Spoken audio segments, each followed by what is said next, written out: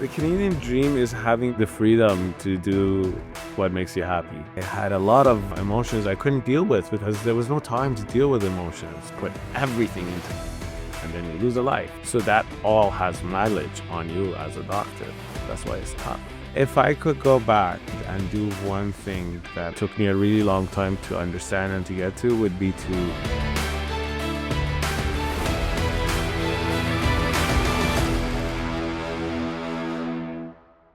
Welcome back on the Canadian Dream podcast. Today we're recording an episode in Niagara Falls, Ontario. Yes, another episode in Niagara Falls. And we are today at Canada Clinics with the doctor who owns the clinic and has a very cool story to share with us today. Welcome on the podcast, Dr. Sadeghi. Well, thank you for having me, Elton, and I'm actually honored to be here. You do such a great job of capturing a great audience for everything that you do. So I'm sure you're gonna make us look great and put my story out there for some people who are interested to hear it. Thank you, thank you. So let's start with your passion for medicine. I know that you were planning on going to business school when you decided to pursue medicine instead. What happened? My parents, since a very early age, always told me, it's great to be a doctor, and this is kind of goes back to cultural roots and all of that. I was always, pegged to be a doctor in my family. And were you born in Canada? No, I was born in Iran. In Iran. Yeah. And your dad is a dentist. My dad is a dentist. Okay. Yeah, and my brother's a dentist as well. So Okay. he went that route, and So the next level would be for their son and brother to become a doctor. that's right. I mean, that was the expectation, definitely. Hi there. Before we continue our chat with Dr. Pouria, I want to talk about our sponsor for this episode, Prime Renders. Prime Renders is a local company here from Vancouver, British Columbia, that produces the purest Wagyu beef tallow for cooking. Look at these beautiful jars here. This is 100% pure fat of full-blood Japanese Wagyu cattle raised right here in Canada. It's the most nutritious product that you could possibly cook with. Fried eggs, roasted potatoes, vegetables, chicken fries, and of course, steak. If you're doing any of those things using vegetable oils, for example, margarine or butter, stop now and try this. This product is rich in healthy fats and vitamins A, D, E, and K. It's very good for your brain, hormones, and recovery. Now, it comes in 2 sizes and it's shipped all across Canada and the States. Go visit their website, primerenders.com, and place your order. There's a discount for a 3-pack or a 4-pack order, including free shipping here in Canada. Everybody here in the studio only cooks with Wagyu tallow now.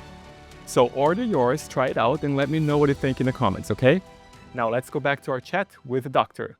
But I always really liked business, and I always enjoyed thinking that way, and I always thought that I have a talent for it. So my path was kind of set for me. I was going to do my own thing. I was going to step out, and I wasn't going to do the medical route, but happened to be pushed that way by destiny, by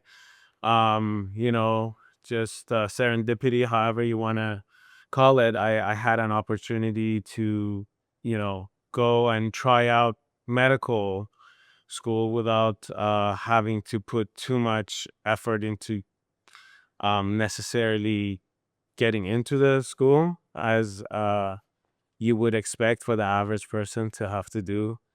Especially in Canada, we have such a difficult path. Maybe that was one of the parts that was discouraging me to even. I never applied to medical school, because I expected it would be an extremely difficult process for me, and I Just to get in. just to get in, and I knew that I would do really well going into business school, and I would find my way to get what I want out of life, in a maybe more efficient way, right? Where were you living when you decided to go to med school? I was living in Toronto. I was going to York University. I was finishing up my degree there.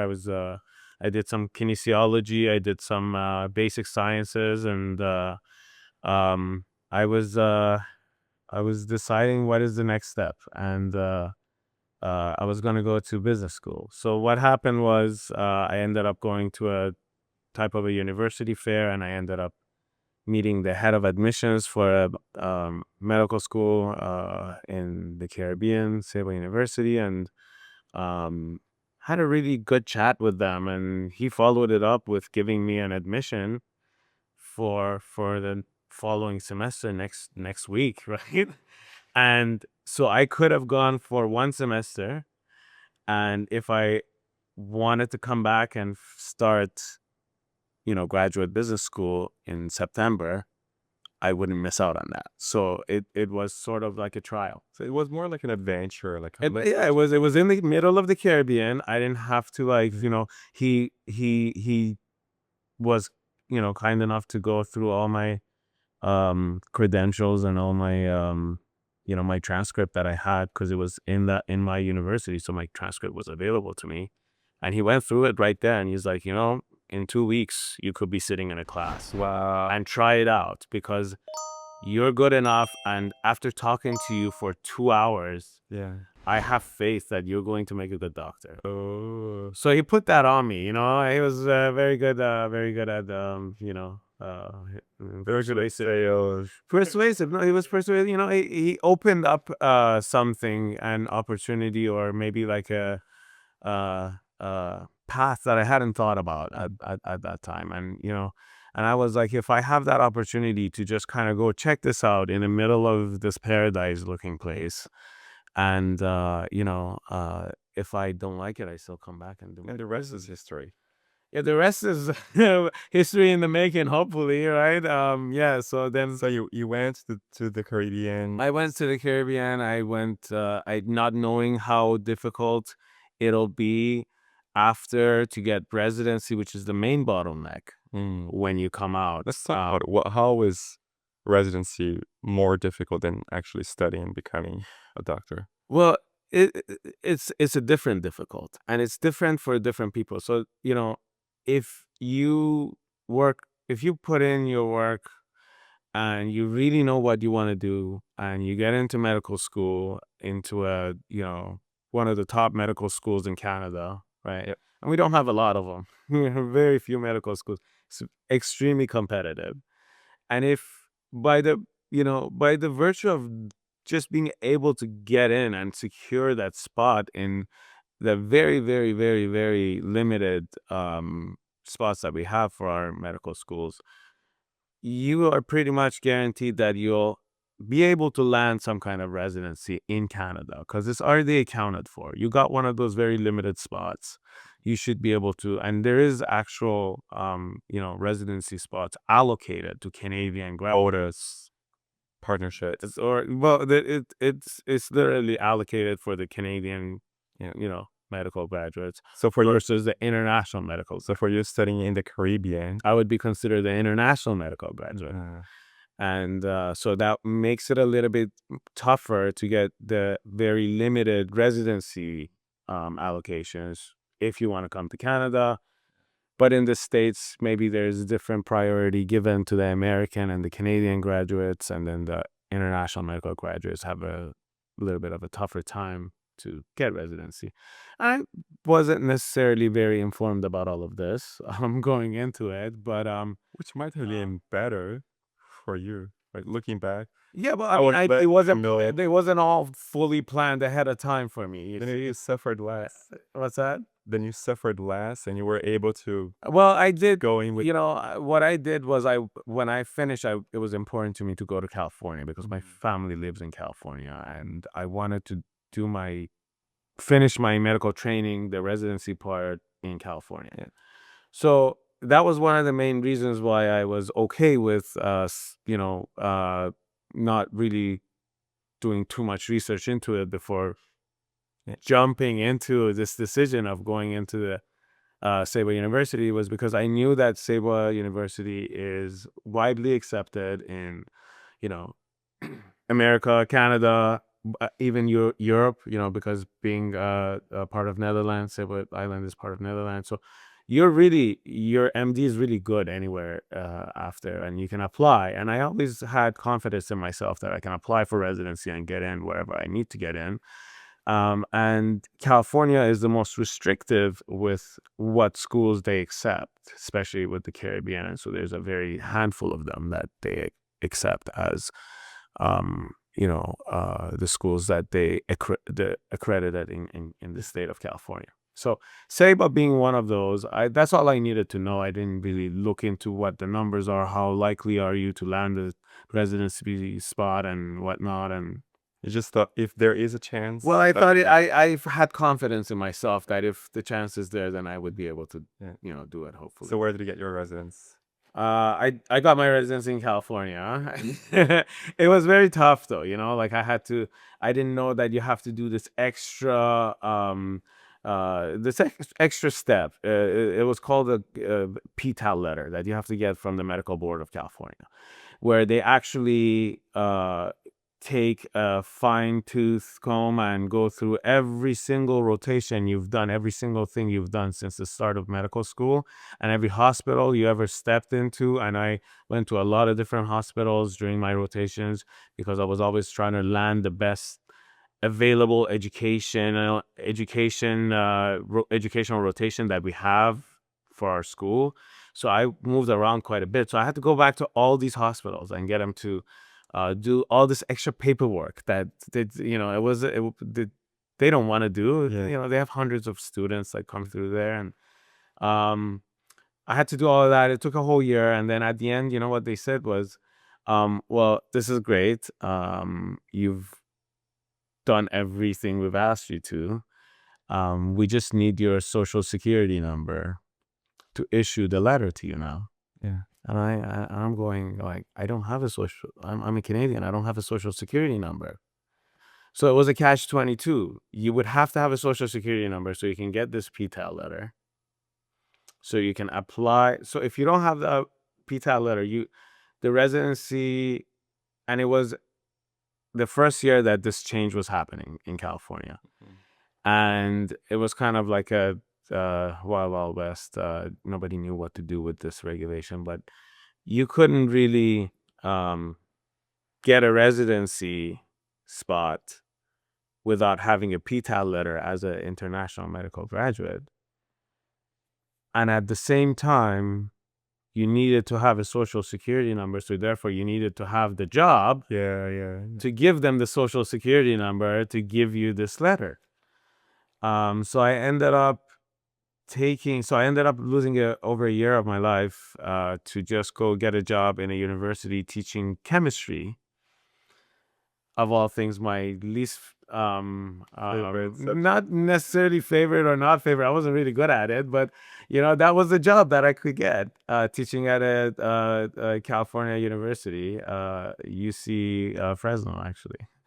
I taught at, and so I got a job that way. I got a social security number. I got my PTAL letter. Then I could apply to the same programs that wanted to take me to begin with, and then I landed a residency spot. Wow.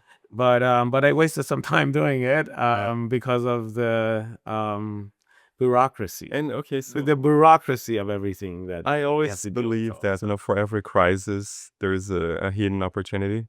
What did you learn from that year teaching chemistry at university in California?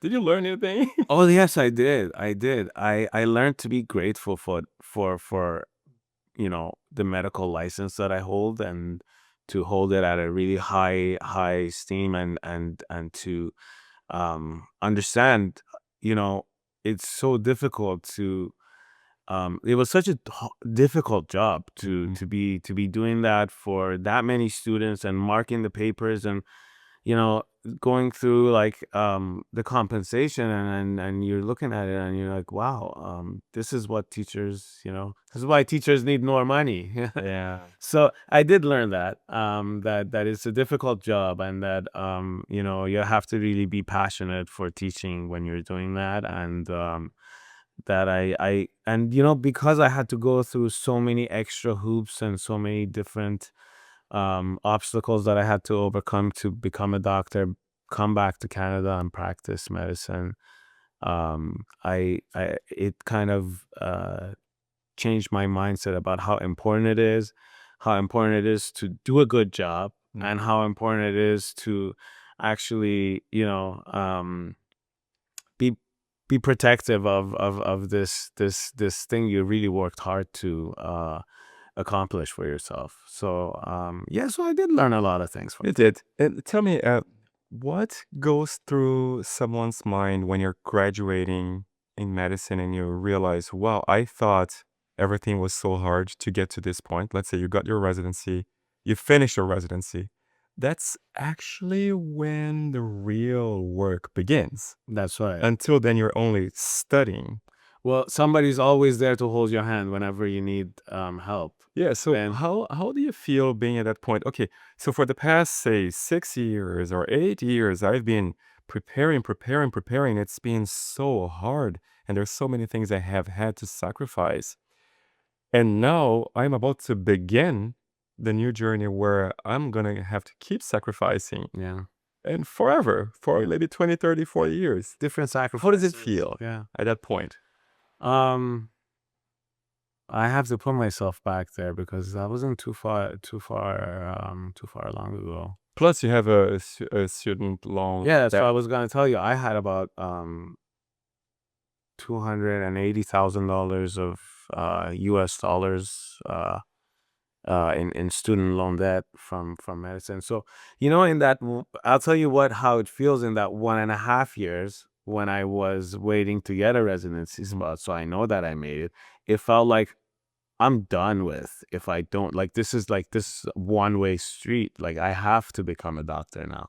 You can't make a different, you're not starting from zero. You're starting from a From negative. very, very, very disadvantaged point if you're not able to actually finish this route, right? Too much skin in the game. Yeah, exactly. Well, then you can only win.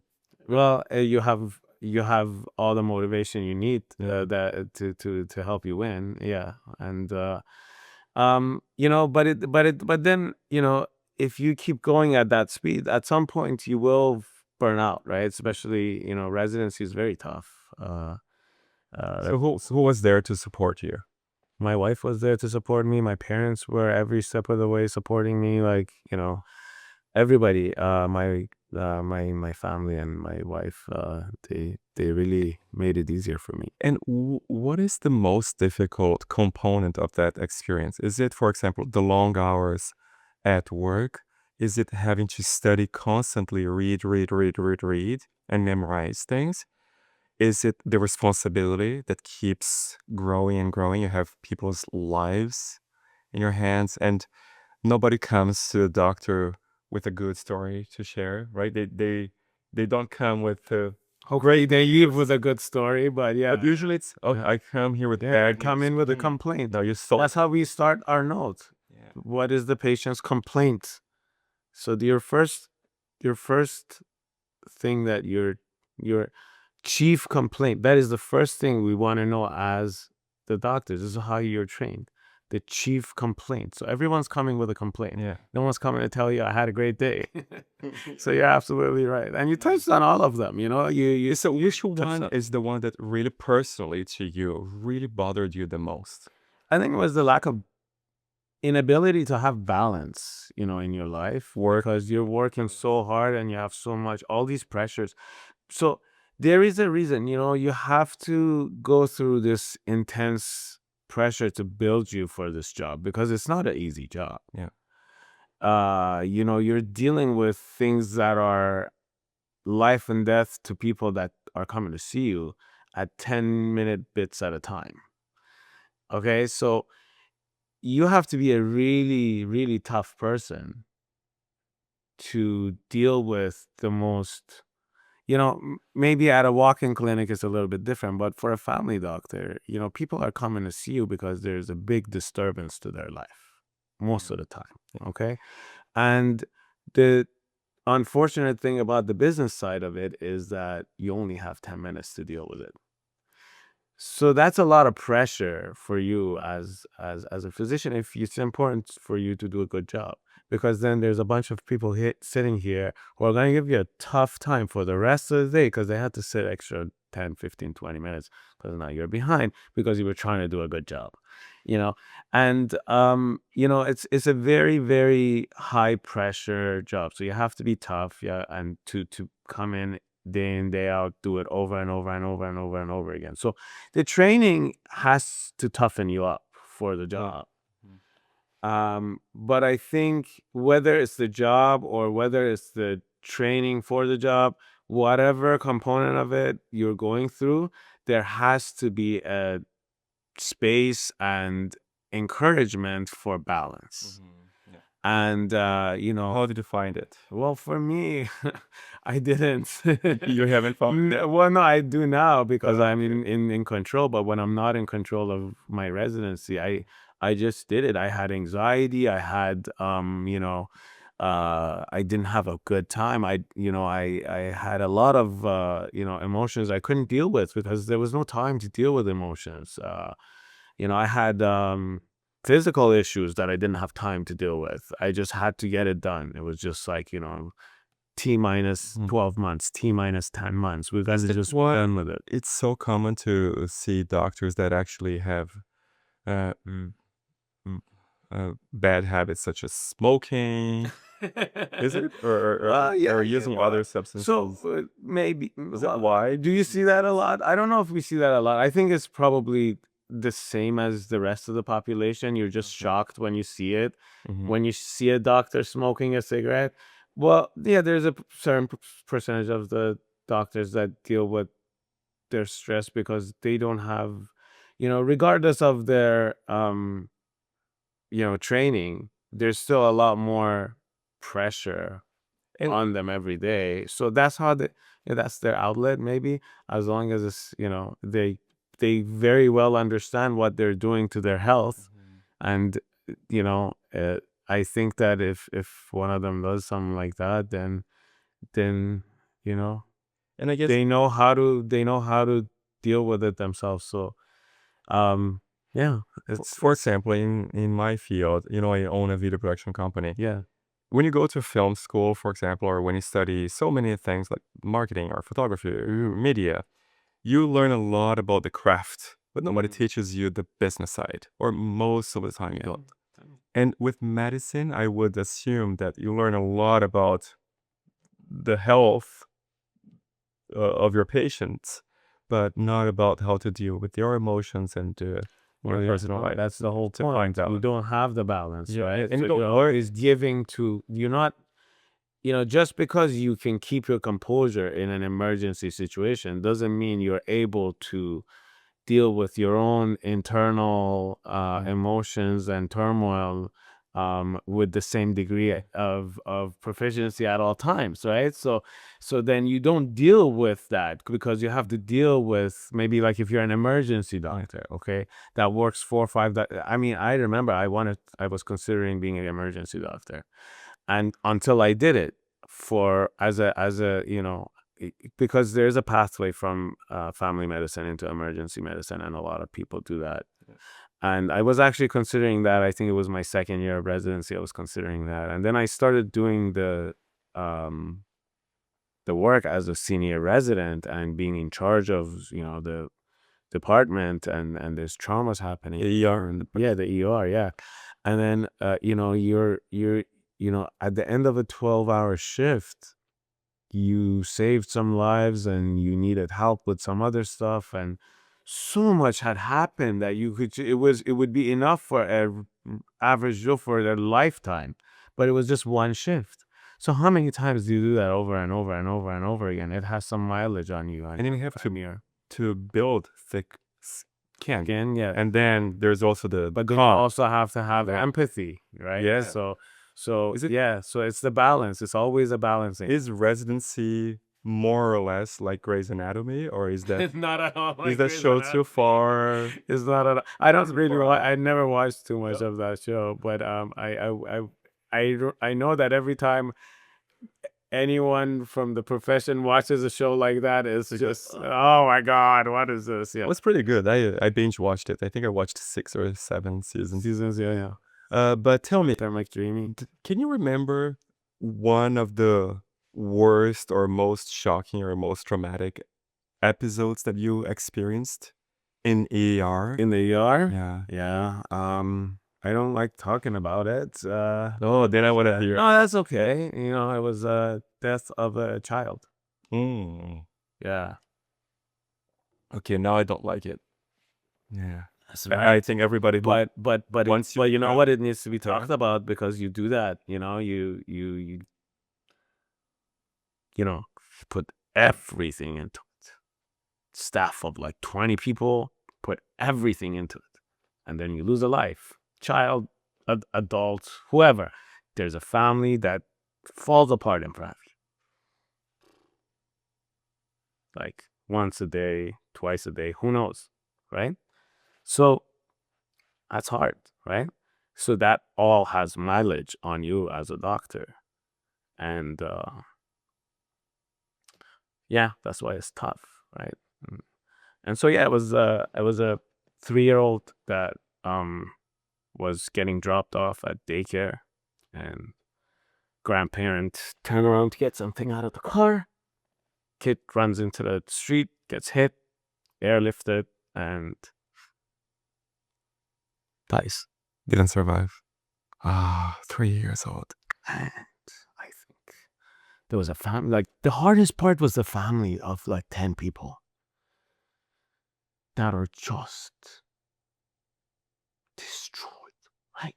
Like destroyed. 10 people destroyed. And yeah, still getting Get emotional. Wow. Yeah. Yeah. I have a boy who's 5. If you watch Taking Two, someone's getting emotional here behind the scenes here. Wow. Sorry. Yeah, I had a 3-year-old at a time, so that's Oh gosh.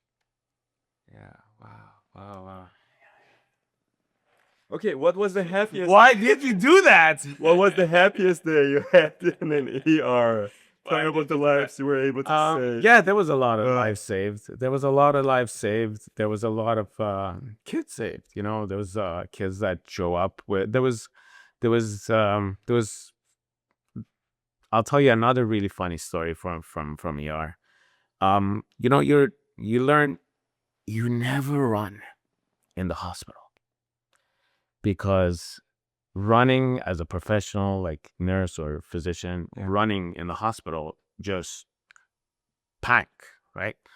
So you don't want to give the message of panic in a hospital. So you learn to walk really fast and purposefully. And I was in the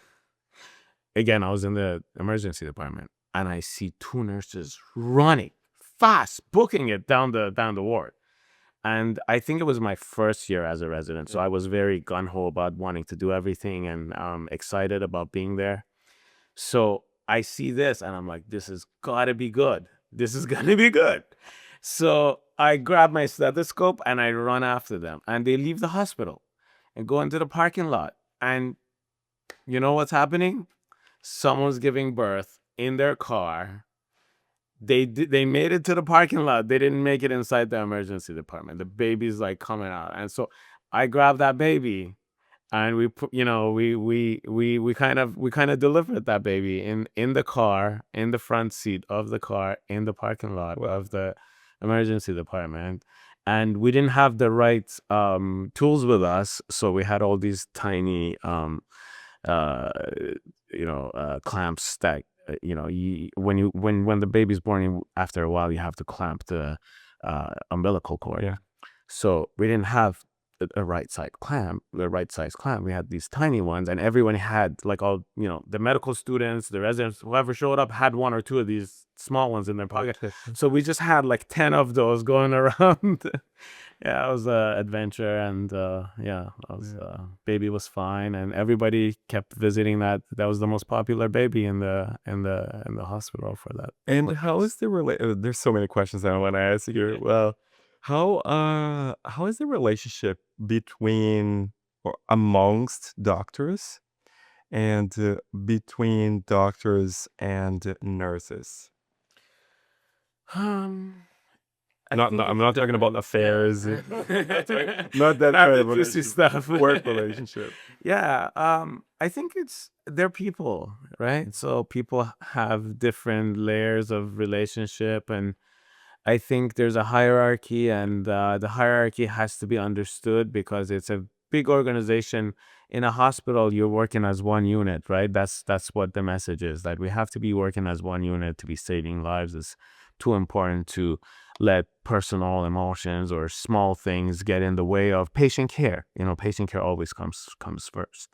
So I think, everyone, hopefully, and I think to my experience, does their best to stay professional first, right? You're being so political, right? Look, there's a lot of egos. There's a lot of In the people. hospital, 100%. I've seen surgeons, fighting in a operating room, and I've seen, Because people lose control of their emotions in front of patients, and yeah, because we're all people again. So at the end of the day, we're all people. so what did you learn regarding relationships?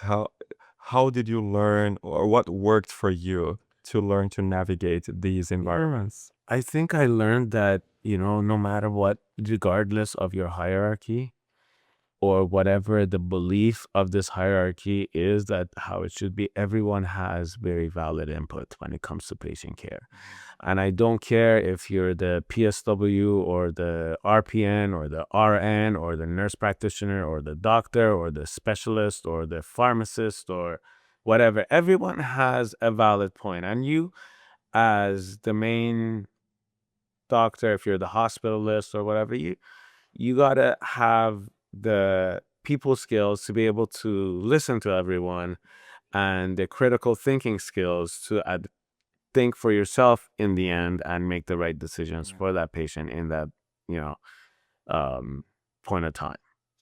And when did you decide to come back to Canada? And was your family here in Ontario? I have cousins here in Cousins. Niagara Falls. Or Yeah, your parents are still in California? my parents are in California. My wife's parents and brother, they're in Toronto. So So we have is family that on why both you sides. decided to come back to Ontario? No, I actually had very, very serious contracts that I had almost committed to in California. Contracts meaning positions? Positions, yeah, job positions. I hadn't really fully committed to them, but I there was one that was very it was a really long term negotiation over 5-6 months, and I was getting a Seven figures. no, I was getting no. What why it was important to me? The numbers. I don't care about money, honestly. What I actually was important Especially to when me you was have it, right?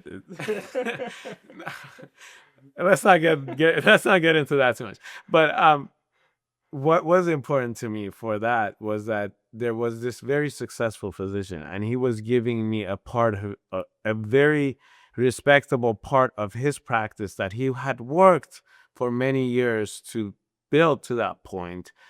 It was, I wasn't the only. He had 5, 6, 7 doctors working for him, but it was important to me because he was looking for a partner, and he was willing to, like, and this was kind of proof that he was looking for he was looking it was the authenticity of it, I mean, I like saw the he saw potential some in you. yeah, so maybe it was at the end of the day a selfish thing for me, a narcissist thing. It was like, oh, it was about me at the end.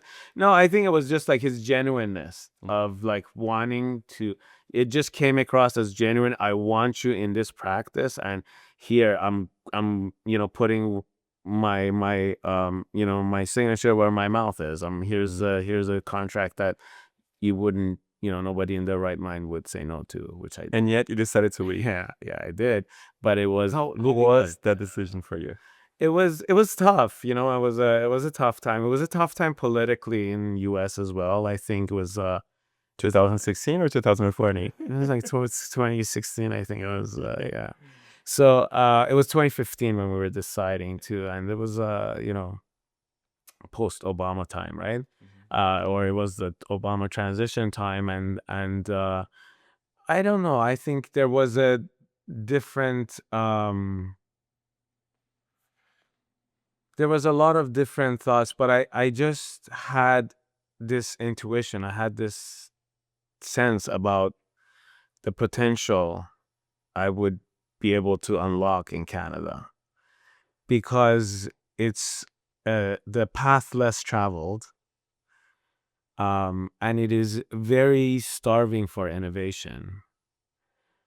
It was kind of compared to California, which is not really by any measures the best, example of how a health system should be run.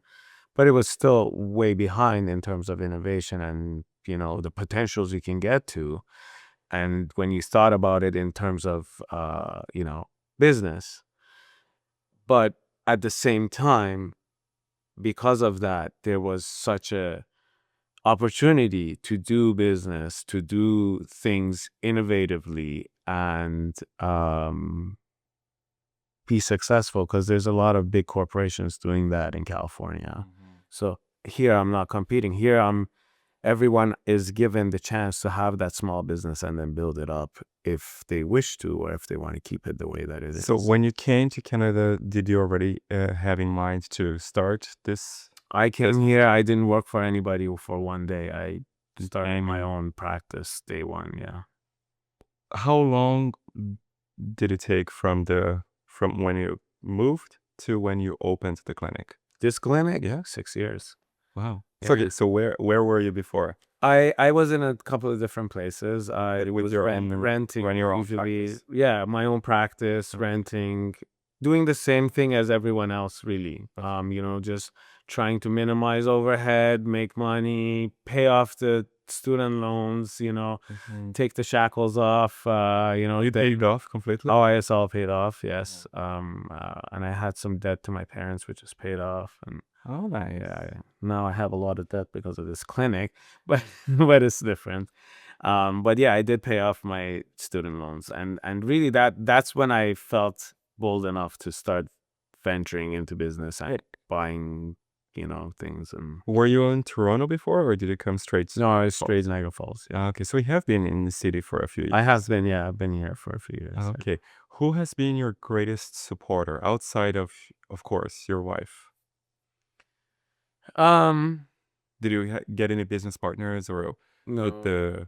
the city or The city's been great. The mayor's been great. Just the community, Niagara Falls community, just the energy here is great. Okay, so it sounds like it was mainly you grinding your own resources.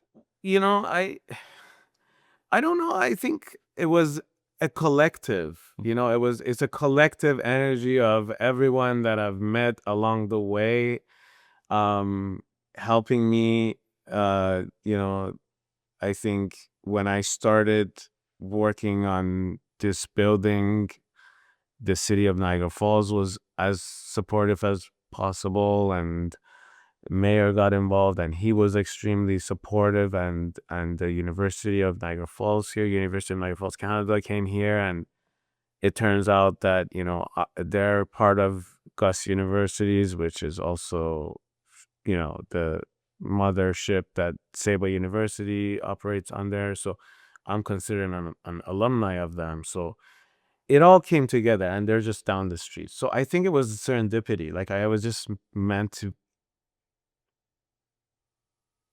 get to this point in time where all these things come together, and then it's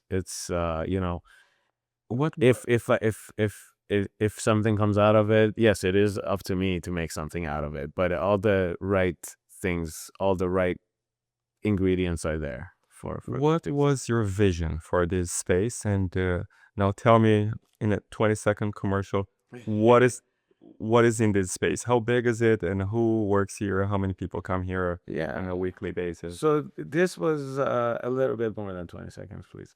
But this was the CIBC bank. And it was the main bank in Niagara Falls for like 100 years or something like that. This building, yeah. So it's over 100 years old. And so I was the first person to own it since it was built for the CIBC Bank, which their symbol is actually etched into the stone outside if you look at it. So, for me, this is an iconic building here, and I wanted to make it a really nice clinic for the community. So the vision for this is to serve as many people in the community as possible. However, I can get it to do that will depend on all these new rules and regulations we're actually dealing with. Just yesterday, we got this new mandate that comes in that changes this, completely overhauls how the payment system works in Ontario and rest of Canada, really, when it comes to physicians, nurse practitioners, and how it's paid out and stuff like that. So we have to stay sort of dynamic and adaptive, and the purpose and the intention is to serve as many people in the community as we can. How are we going to get it there? We're going to keep vigilant, and we're going to find the best pathway, business and otherwise considered, and get it there. Yeah. Okay, so let's try not to get political. No. What is this space like? How many physicians are here? Yeah, right. Services do you offer yeah. here? I see it. There's a bunch of Tylenol here behind me. So there's a pharmacy here, and There's a pharmacy. Hauser's Pharmacy, yeah. Front desk. And that's the front desk, and then we have about 8 to 10 exam rooms around this big structure here, and the whole place is about 4,000 Okay. square feet.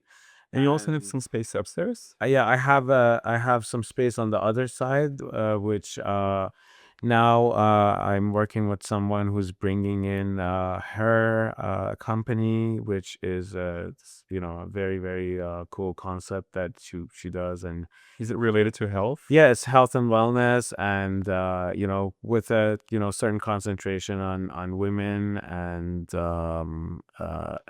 so they have their own space over there, completely separate entrance and stuff like that, and And you had a startup? and there's a startup Or a few, upstairs. is it? Yeah, there's a couple of them. Yeah, so the main startup that we have is NeoTrust, my NeoTrust, and that's upstairs. And the Didn't you have a bottle of that somewhere? yeah, I don't know where I put it. Let's see. What is that company about? NeoTrust, it's NEOTRUST. So NeoTrust is technology that's patented for the times that we're living in right now, where you don't understand what's real and what's not. Okay. When AI can create all kinds of images, you can say whatever you want to say, AI can change it. You can have a form in your hand and you can give it to your computer and change the PDF or do whatever. We don't know the authenticity of anything. We don't know what's authentic and what's original and what's not. Yeah. So what NeoTrust does is that we've been able to patent this technology where we authenticate a digital file, a digital asset, with the place of origin, an audit trail where it says this is original, this is not been changed, not a comma, nothing, right? And it's tied to your ID, okay? And it's all done under a zip algorithm, because that's our main technologist is the co-creator of the zip. So if you've ever done anything with zip, which I'm sure anyone who works with technology and computers has zipped or unzipped a file, this kind of works on the same technology, okay? And so let's say, you do this podcast and you want to say, when you're done, you can NeoTrust stamp this, that it was done at this time with Dr. Sadeghi, and it belongs to your ID, and the place of origin is wherever you did that, and it has an audit trail. And now this certificate gets authenticated on the ledger of blockchain, where Bitcoin and whatnot also live, right? So because it's on blockchain and because of the technology of blockchain, your it's immutable. You're not able to hack this. You know, every server, every, crazy company like Equifax and everyone, they've all been hacked. People's information, millions of people's, billions of people's information is out there because it's been hacked. But no one's ever been able to hack the blockchain. Mm-hmm. And so we are able to do this on like cents on a dollar because it's on the blockchain, because the nature of the blockchain basically is there to flag. If you've changed a smallest little thing, it'll flag all the way down, right? So because of the nature of that, we're able to use that technology. Now, where is that technology usefully, and how did I get into that is funny, because I was looking to find a way to give people their medical records. What's funny? I'm trying to follow you. And now, thank you for asking the question that I should. So now, how did I get that again? Exactly. Yeah, no, I'm sure, because that's what everyone asks me. How does a family die? What are you talking about? I don't know. I'm too focused on what you're telling me. I forgot the question. Yeah. So no, but So how did you get that idea? So now I was looking for a way to give people their medical records, okay, but make it usable medical records. So if I print your, if I print your lab results, your X-ray results, your notes that I wrote for you as a specialist or whatever, and give it to you, yes, you have it. That's good information for you to have.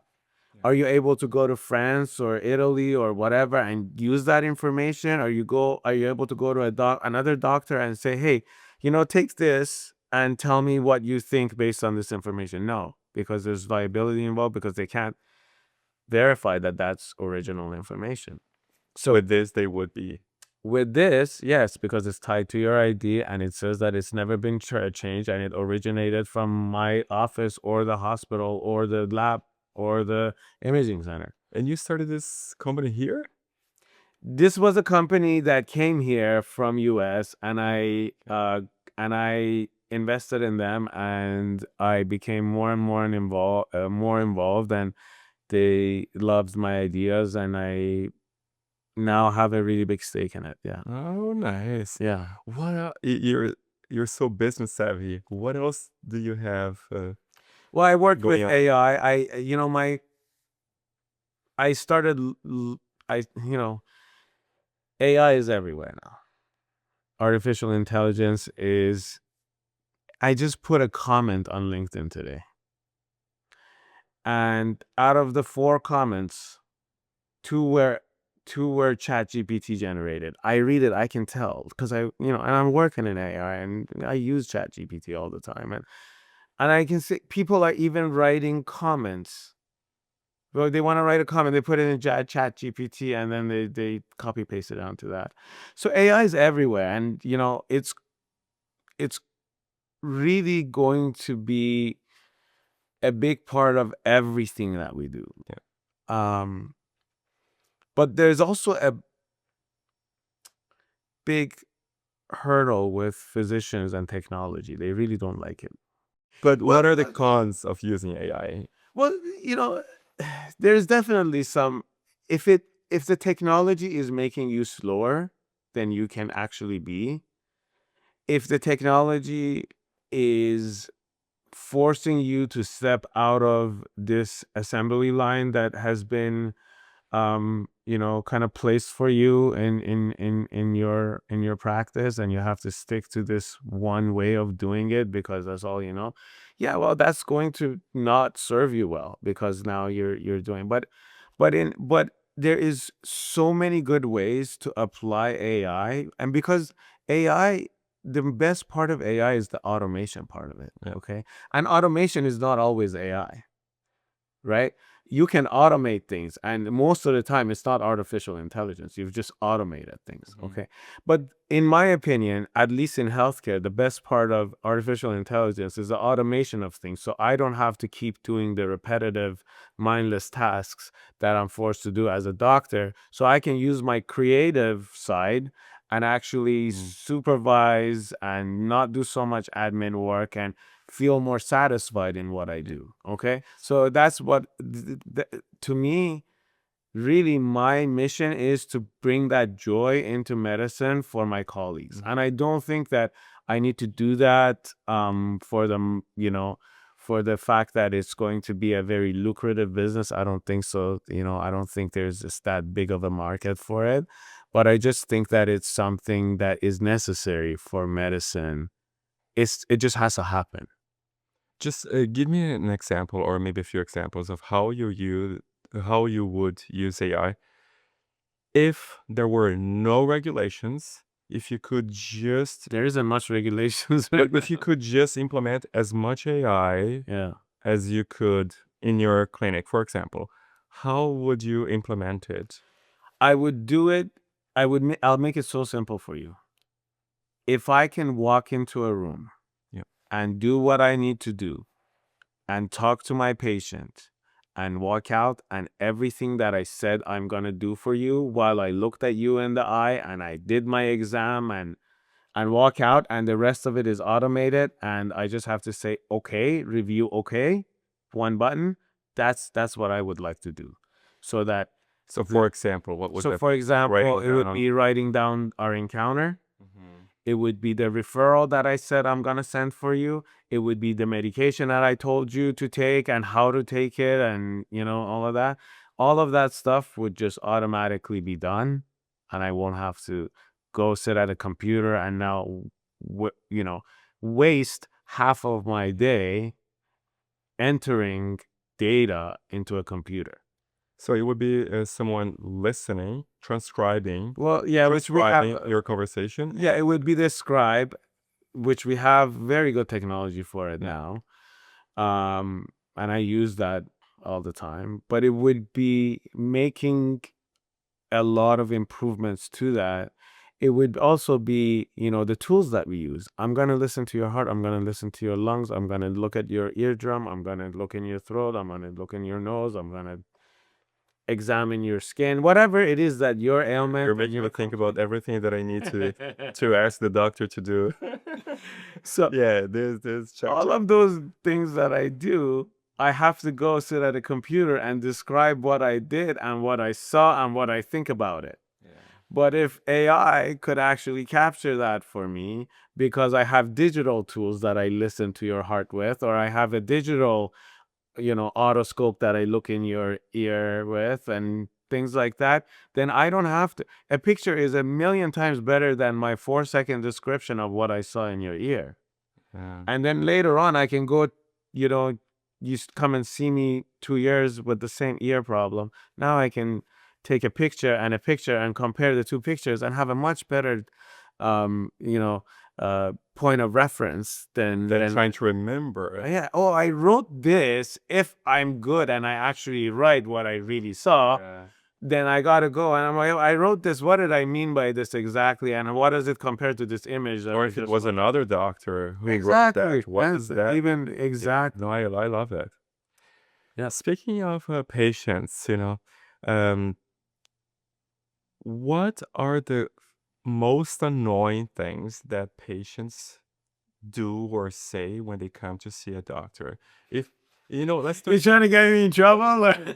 but if we could, this is an opportunity. If we could teach some etiquette to patients, what to say or what not to say, what to do or what not to do when you go see a doctor as a favor to them. Yeah. Let's make things easier for them. What would you like them to know? I think it's not just for doctors. It's whenever you go up to, even when you go up to a, desk in a airport or whoever you go talk to, someone that's sitting at the other side is also a human, right? And they're there to do a job. Yeah. And that job comes with certain expectations, certain culture, and all of that. So, you got to be aware that when you come to a, primary care visit, expectation is that if the doctor's going beyond 10 minutes in the appointment, it's not that he doesn't want to or she doesn't want to or that it's not important or you're not important. It's just that it's a business, and they're also human doing a transaction, and they do care about you, but that is a 10-minute slot. And whether they work for someone else and that's the expectation on them to keep up that 10-minute slots, because otherwise the business is losing money, or whether they work for themselves and they have 5, 6, 7 employees that they have to make sure that, you know, the business is doing well enough that can support them and their staff. And so at the end of the day, respect the time that you have with that physician or nurse practitioner or whoever it is for that time, and come prepared to be able to, when you come prepared with your, you know, we always have to say, you have to keep your complaints to 1 or 2 items per visit, and it's a normal thing in Ontario to go to a doctor In British Columbia, see that. yeah. Yeah, because So it is because of time. it's because of the time Right. constraints. Because I understand that, you have to understand that there's other people that are sitting waiting for their slot to be, catered to. And you also have to understand that there's a one payer system that pays the doctors a very specific amount for their time, and that's, if they go over 10 minutes, it's a loss for them. They're losing money. Yeah. So unless they're just in the business of going bankrupt, they have to, it's a stress for them to keep in that, keep all those, all those visits going in the right order, because you also want to be giving good service to people. But you know it's a balance. And if there's always push from one side because of their frustrations with the system, and we're the easiest point of contact for the healthcare system, doesn't mean that it always has to be It's not the doctor's fault that it is the way it is. well, at the end of the day, it's an encounter, and it's an encounter for you as a patient, and it's an encounter for the physician as a person. And if you're making it unpleasant with every turn, then it's going to have an effect on this side as well, right? And I think we both have to realize that it's a professional interaction, and that there's a time limit on it, and that as long as we go by those rules, that then and we stick with those expectations, then we should all be able to get what we want out of it, right? But I don't think, I think you touched on something. I don't think there's an annoying patient or anything like that. I think we get annoyed when we go through our day and we do a very stressful job, Yeah. and then and then we feel like no one's grateful for it. You feel like I don't know if everyone's dissatisfied maybe with the status of the healthcare system, but it's the primary care doctors that hear about that all the time and have to deal with the frustrations more than anyone else, and that becomes a source of stress for them as well, right? So yeah, I think there are some tough times that our healthcare system is going through right now. And I think primary care doctors are kind of seeing primary care doctors, and worse than them, actually, I think emergency doctors. They're having to deal with these fracture points in our healthcare system.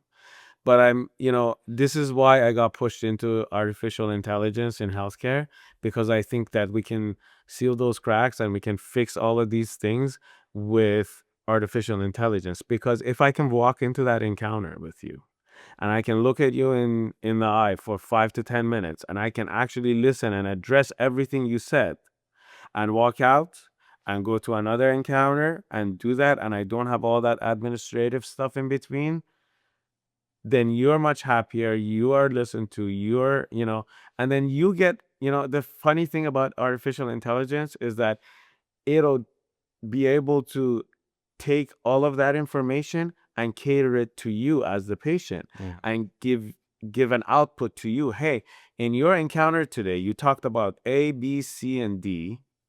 Your doctor mentioned this and this and this. Here's some reference points for you to go do some more study. I didn't have to do any of that. Yeah, that's amazing. But AI can do that.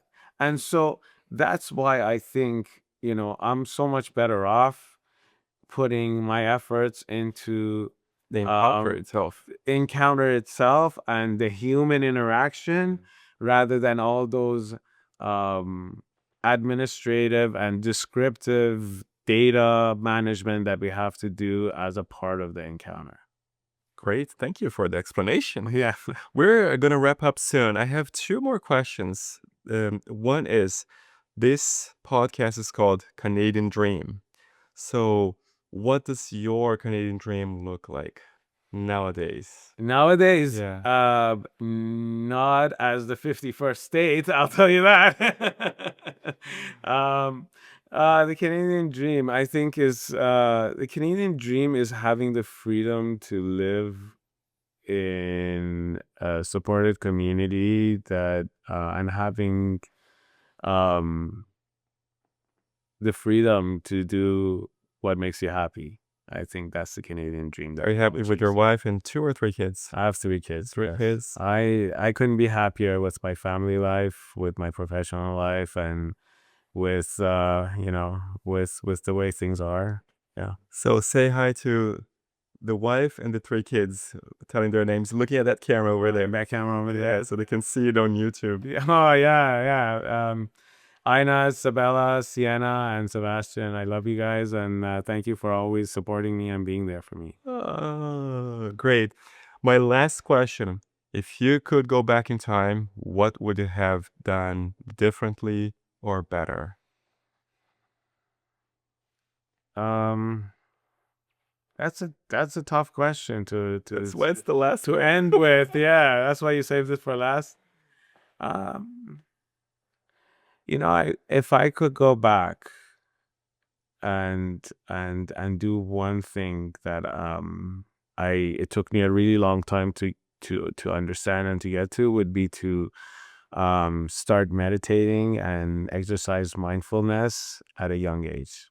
If I could do that when I was 20 years old and expand my mind the way that I have been able to in the past couple of years, I think it would have made a huge difference for me and for anyone really. If they can do that at a young age, I think it's going to really make all the difference for them. So that's what I would have chosen. Yeah. So one more question that comes to mind. What piece or pieces of advice would you give to anybody who is planning on pursuing a career as a doctor in Canada?